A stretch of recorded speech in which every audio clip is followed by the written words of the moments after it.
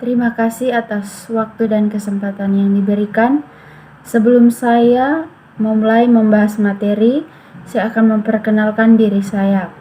Nama saya Maria Monica Tobi dari kelas F. Baik, langsung saja. Yang pertama, konsep dasar sistem informasi manajemen.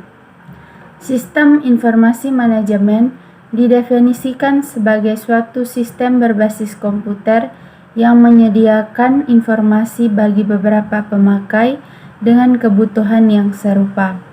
Informasi tersebut tersedia dalam bentuk laporan periodik, laporan khusus, dan output dari simulasi matematika. Yang berikut model SIM. Isi database digunakan oleh perangkat lunak yang menghasilkan laporan periodik dan laporan khusus, serta model matematika yang mensimulasikan beragam aspek operasi perusahaan. Yang berikut tujuan mempelajari SIM. Dapat mengetahui berbagai macam informasi dengan lebih cepat dan akurat, menambah pengetahuan kita terkait dengan teknologi informasi, mempermudah kita dalam memanajemen berbagai hal, menambah pengalaman kita dalam memahami bagaimana pentingnya informasi yang tersistem baik dalam manajemen maupun hal lainnya. Kita juga dapat memperoleh kemudahan dalam menangkap informasi.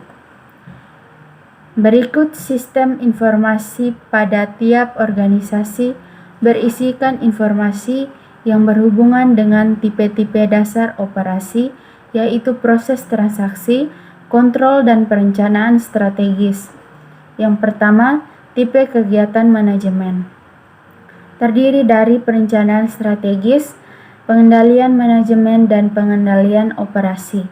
Yang berikut tipe keputusan manajemen. Terdiri dari keputusan terstruktur, semi terprogram, dan tidak terprogram.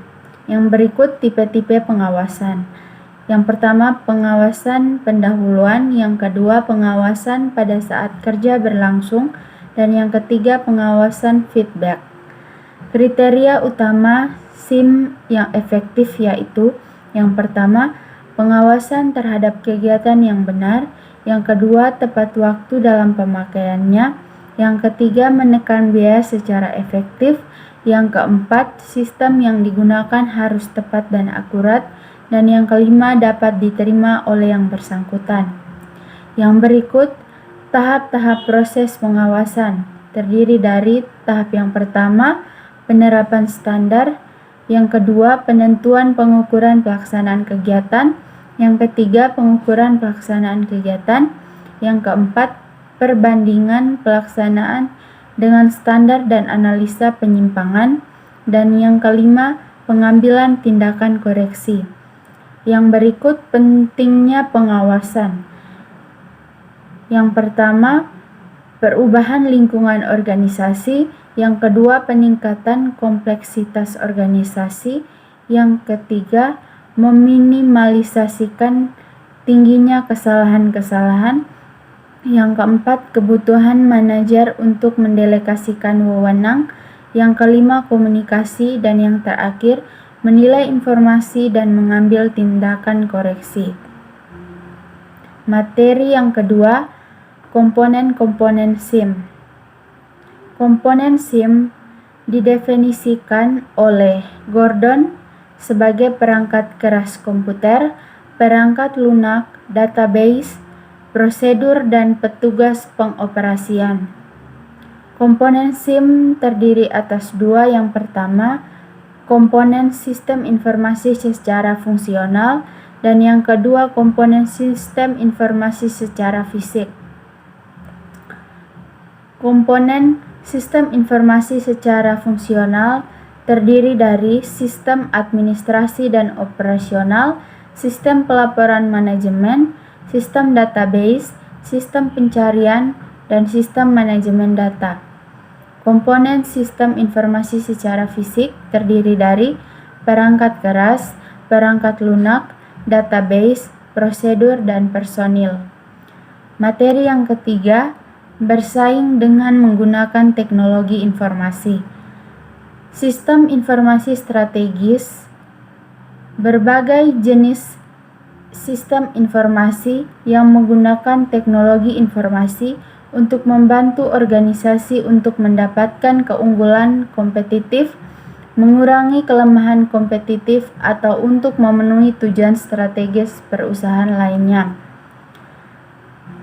Yang pertama ada strategi biaya rendah, yang kedua strategi diferensiasi, yang ketiga strategi inovasi, yang keempat strategi pertumbuhan, yang kelima strategi persekutuan, dan yang keenam strategi kompetitif lainnya.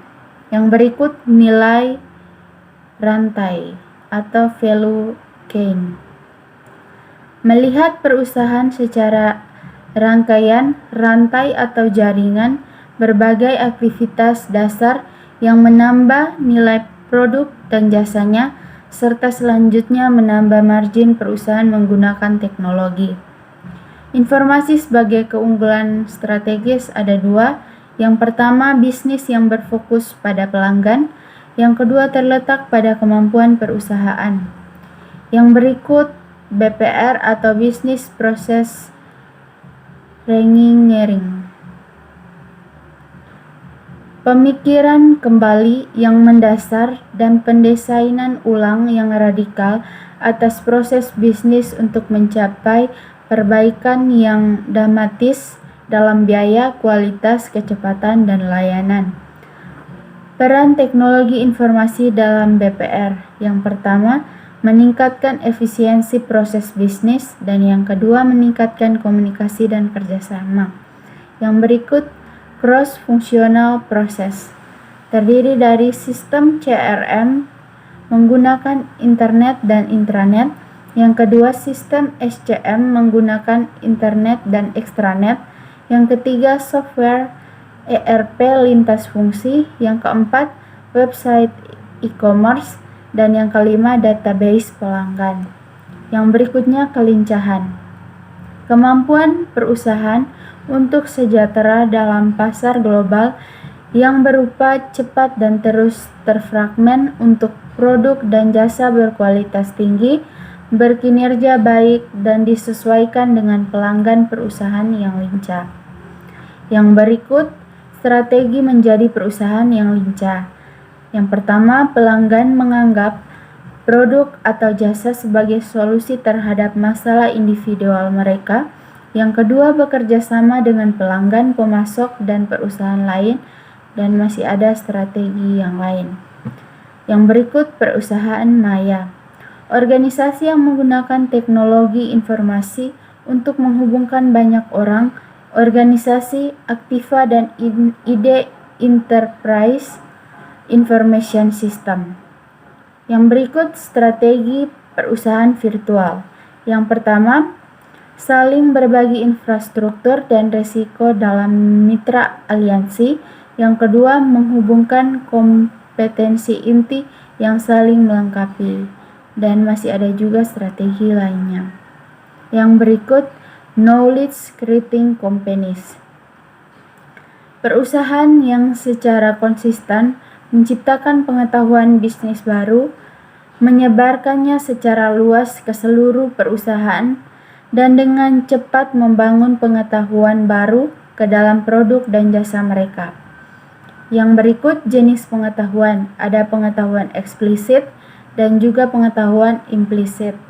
Yang berikut manajemen pengetahuan, teknik, teknologi, sistem, dan penghargaan untuk membuat karyawan berbagi apa yang mereka ketahui dan untuk membuat akumulasi pengetahuan yang lebih baik di tempat kerja dan perusahaan. Materi yang keempat, konsep pengambilan keputusan dalam SIM. Keputusan menurut Gibson adalah mekanisme organisasi untuk melakukan upaya mencapai keadaan yang diinginkan. Jadi keputusan adalah tanggapan organisasi atas suatu masalah. Yang berikut jenis keputusan berdasarkan struktur organisasi. Yang pertama, keputusan diambil oleh administrator. Yang kedua, bersifat umum dan menyeluruh. Yang ketiga, berfungsi sebagai landasan kebijakan dan keputusan teknik operasional organisasi. Ada juga 3 keputusan. Yang pertama, keputusan administratif. Keputusan ini diambil oleh manajer eksekutif. Yang kedua, keputusan eksekutif. Keputusan ini diambil oleh manajer operasional. Dan yang ketiga, keputusan operasional. Yang berikut, metode pengambilan keputusan. Terdiri dari metode rasional, tawar-menawar, agregatif, dan keranjang sampah. Yang berikut tipe keputusan manajemen. Terdiri dari 3 tipe keputusan. Yang pertama terprogram, kedua semi terprogram, dan yang ketiga tidak terprogram. Yang berikut konsep pembuatan keputusan dalam kerangka SIM. Yang pertama SDS, yang kedua DSS. Selanjutnya, proses pada kerangka kerja Decision Support System atau DSS dibedakan menjadi 3 permasalahan, yaitu yang pertama terstruktur, yang kedua tak terstruktur, dan yang ketiga semi terstruktur. Suatu organisasi atau perusahaan menggunakan DSS karena yang pertama, perusahaan beroperasi pada ekonomi yang tidak stabil. Yang kedua, perusahaan dihadapkan pada kombinasi dalam dan luar negeri yang meningkat. Yang ketiga, perusahaan menghadapi peningkatan kesulitan dalam hal melacak jumlah operasi-operasi bisnis. Dan yang keempat, sistem komputer perusahaan tak mendukung peningkatan tujuan perusahaan. Materi yang kelima, konsep dan peranan database dalam SIM.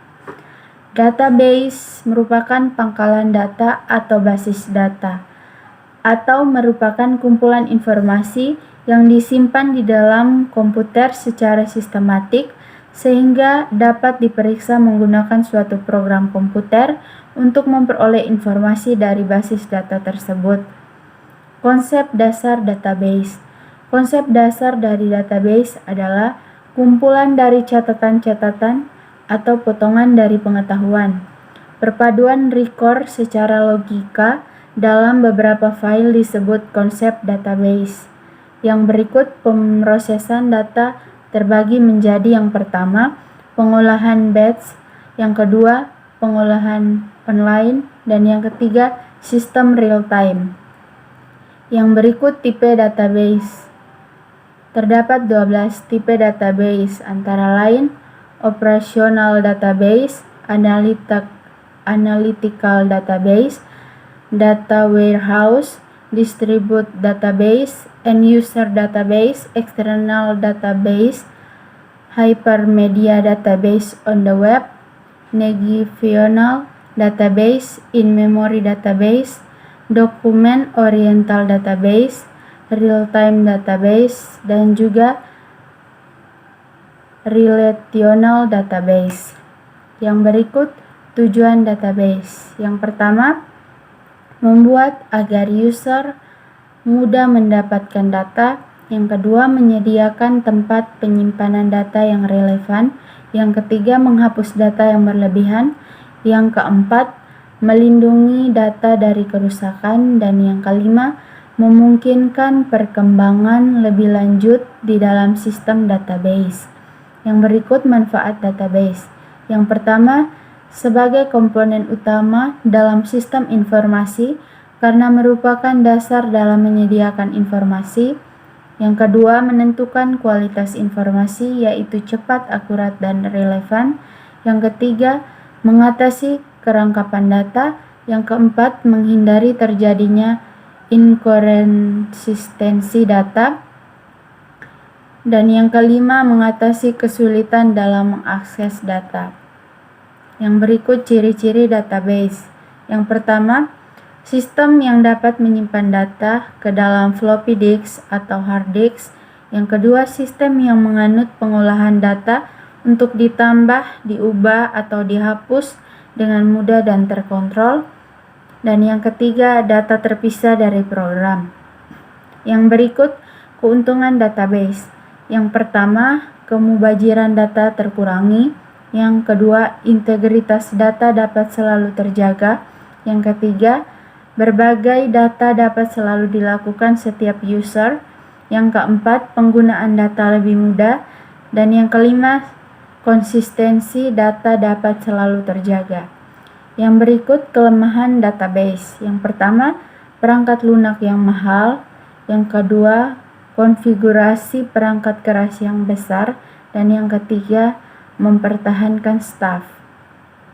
Yang berikut DBMS, Sistem Manajemen Basis Data, atau kadang disingkat SMBD, adalah suatu sistem atau perangkat lunak yang dirancang untuk mengelola suatu basis data dan menjalankan operasi terhadap data yang diminta oleh banyak pengguna.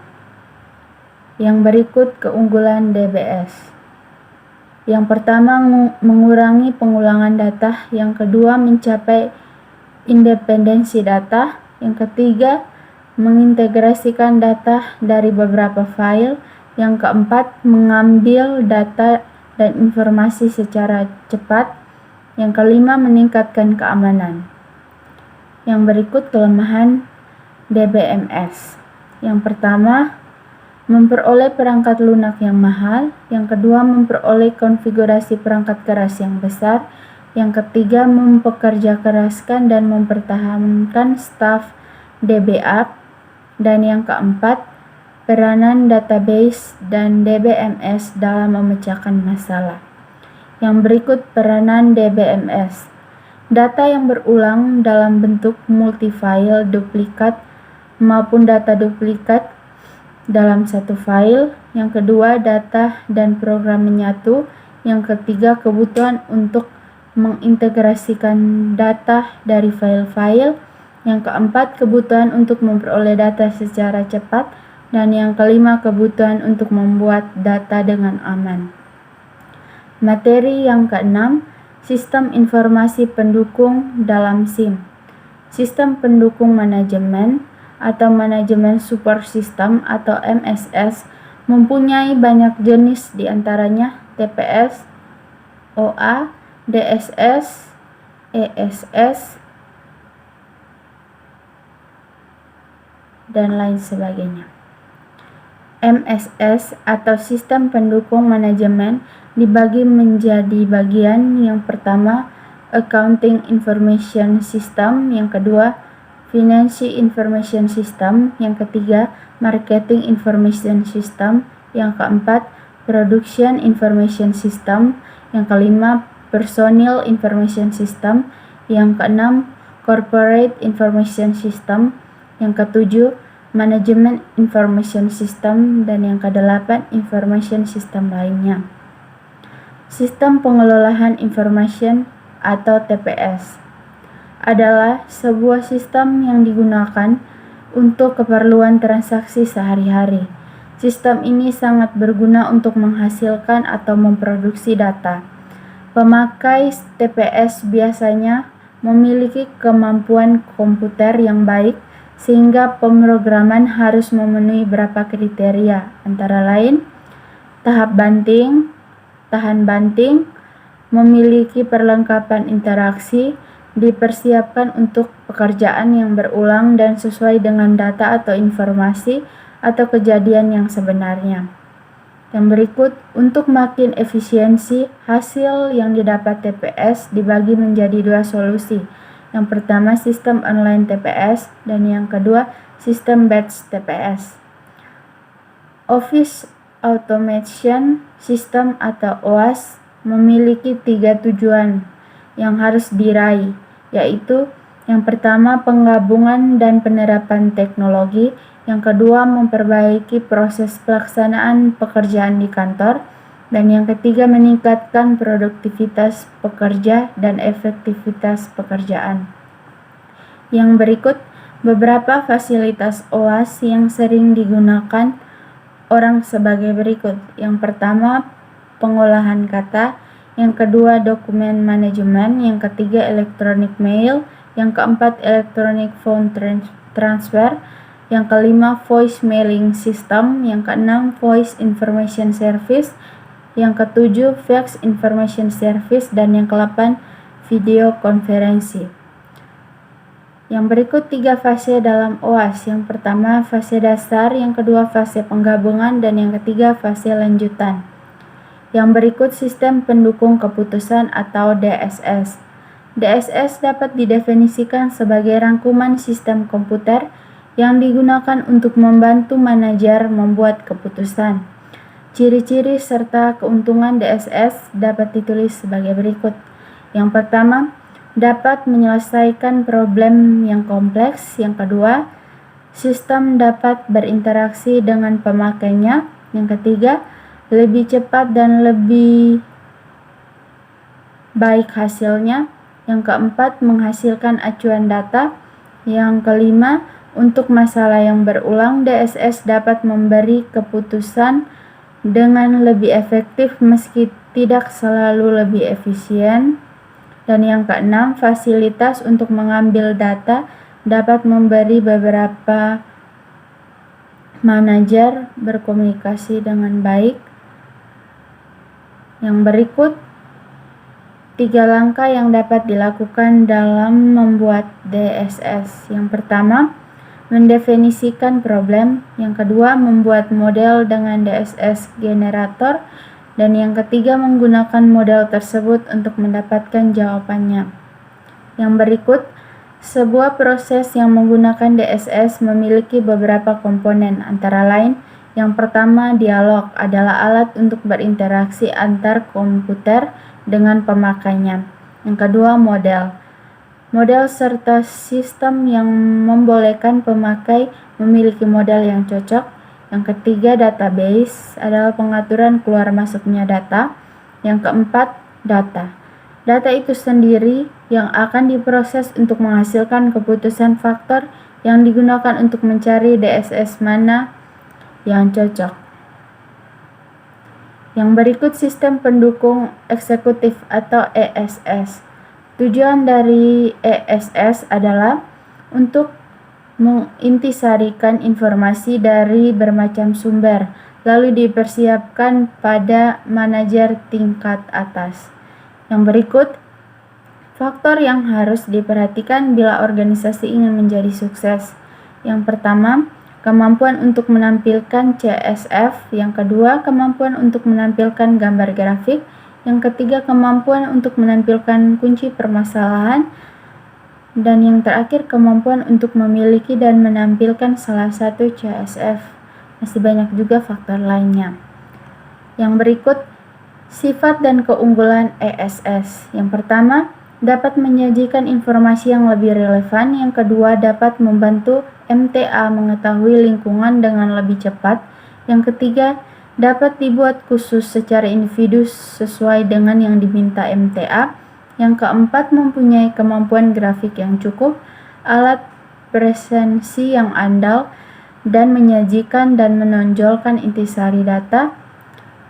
Yang kelima, dapat berkomunikasi dan membandingkan strategis dan realita. Dan yang terakhir, kemampuan mengambil data dari luar dengan mudah guna mempermudah penampilan alternatif.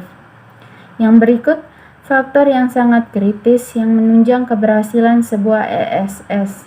Yang pertama, a commit and informed executive sponsor. Yang kedua, an operating sponsor. Yang ketiga, an appropriate information system resource. Yang keempat, an appropriate information technology. Yang kelima, management of data problem. Yang keenam, a clear link to business objective. Yang ketujuh, management of organizational resistance. Dan yang terakhir, management of speed of and system evolution. Yang berikut, sistem informasi akuntansi atau SIA. SIA melaksanakan aplikasi akuntansi perusahaan.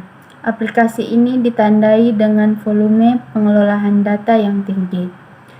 Pengelolaan data terdiri dari 4 tugas utama. Yang pertama, pengumpulan data. Yang kedua, memanipulasi data. Yang ketiga, penyimpanan data. Dan yang keempat, penyiapan dokumen. Sekian presentasi dari saya. Terima kasih.